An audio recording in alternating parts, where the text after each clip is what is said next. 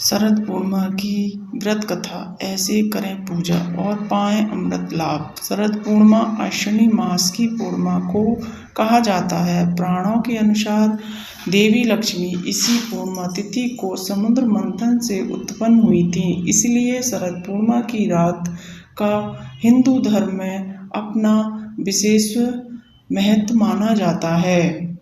इस रात में चंद्रमा अपनी 16 कलाओं से पूर्ण होकर आकाश से अमृत वर्षा करता है और वैभव की देवी लक्ष्मी अपने पति श्री हरि के साथ पृथ्वी लोक पर भ्रमण करने आती हैं। हर महीने में पड़ने वाली पूर्णिमा तिथि पर व्रत करने से भगवान विष्णु और लक्ष्मी की विशेष कृपा होती है।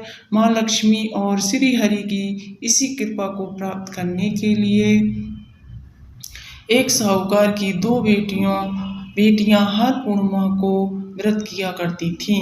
इन दोनों बेटियों में बड़ी बेटी पूर्णिमा का व्रत पूरे विधि विधान से और पूरा व्रत करती थी, वहीं छोटी बेटी व्रत तो करती थी लेकिन नियमों को आडंबर मानकर उनकी अनदेखा करती थी। विवाह योग्य होने पर साहूकार ने अपनी दोनों बेटियों का विवाह कर दिया। बड़ी बेटी के घर समय पर स्वस्थ संतान का जन्म हुआ।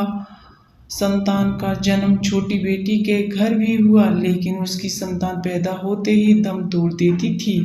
2-3 बार ऐसा होने पर उसने एक ब्राह्मण को बुलाकर अपनी व्यथा कही और धार्मिक उपाय पूछा।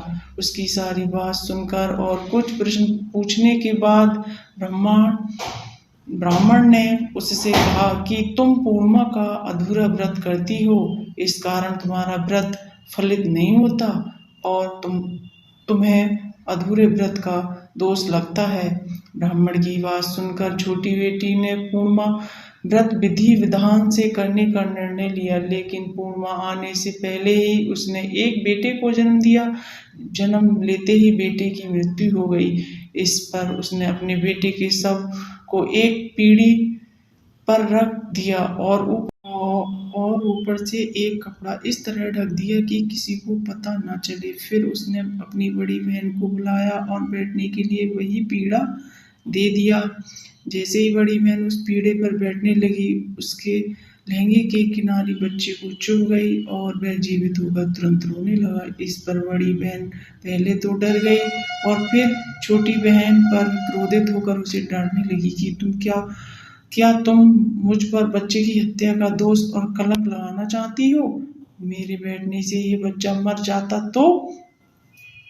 इस पर छोटी बहन ने उत्तर दिया, ये बच्चा मरा हुआ तो पहले से ही था दीदी, तुम्हारे तप और स्पर्श के कारण तो ये जीवित हो गया है। पूर्णिमा के दिन जो व्रत और तप करती हो, उसके कारण तुम दिव्य तेज से परिपूर्ण और पवित्र हो गई हो। अब मैं भी तुम्हारी ही तरह व्रत और पूजन करूंगी।